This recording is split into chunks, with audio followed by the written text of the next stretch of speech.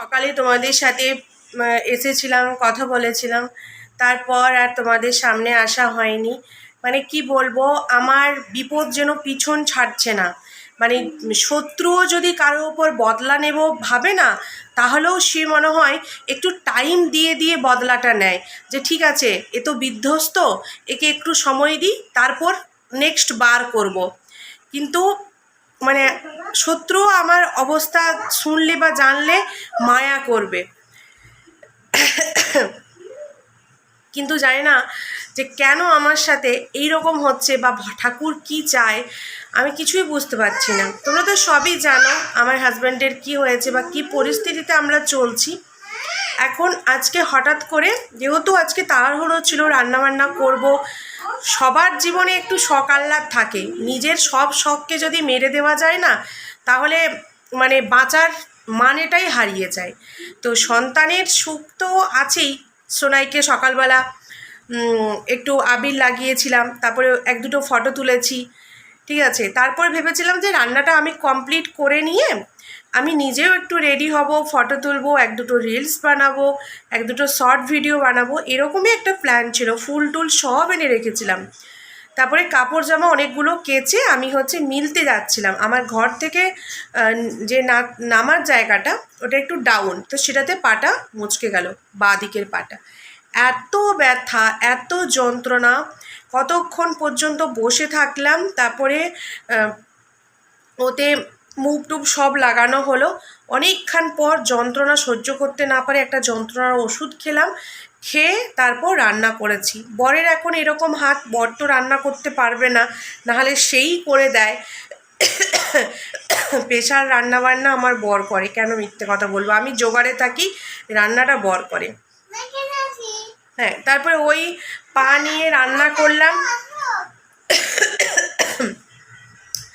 আর তারপর আর শরীর দিল না। সেই 2টোর সময় শুয়েছিলাম।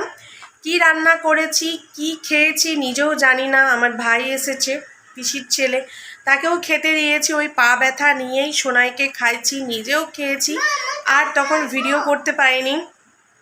তারপরে 2টোর সময় সোনাইকে নিয়ে বিছানায় শুয়ে গেছি, কিন্তু ঘুমিয়েছে সোনাই 3:30-টের পর। তখন আমিও একটু ঘুমিয়ে গেছি, উঠেছি 5:30-টার সময়। তখন সেই যে ফুলগুলো নিয়ে রেখেছিলাম, ওই ফুলগুলো পরে তো আর ভিডিও করা যাবে না। আর ফুলগুলো জানো কত কষ্ট করে, হ্যাঁ বলো। আর দেখো এখানে সোনাই লুকিয়ে আছে, কই রে সোনাই।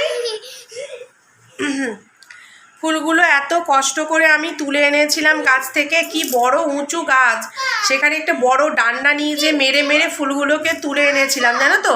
কি ফুলের কথা বলছি তোমাদেরকে, একটা ছোট্ট করে ক্লিপ দিয়ে দেবো, অ্যাড করে দেবো।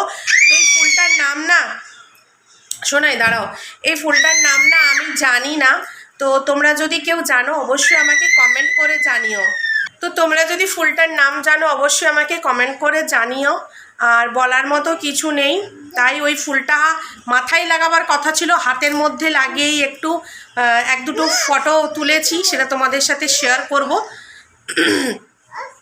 তারপর এখন বিকেলবেলা চা খেলাম। চা খাওয়ার পর এখন বর বলছে আর রাতে আর কিছু করতে হবে না, যেহেতু একটু ঝোল, আলু, মাংস রয়েছে, মাটন।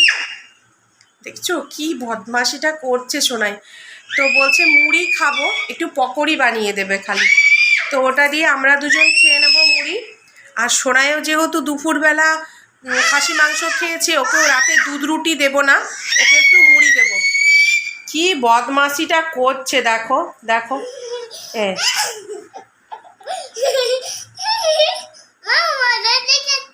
মজা দেখাচ্ছ? কেমন মজা?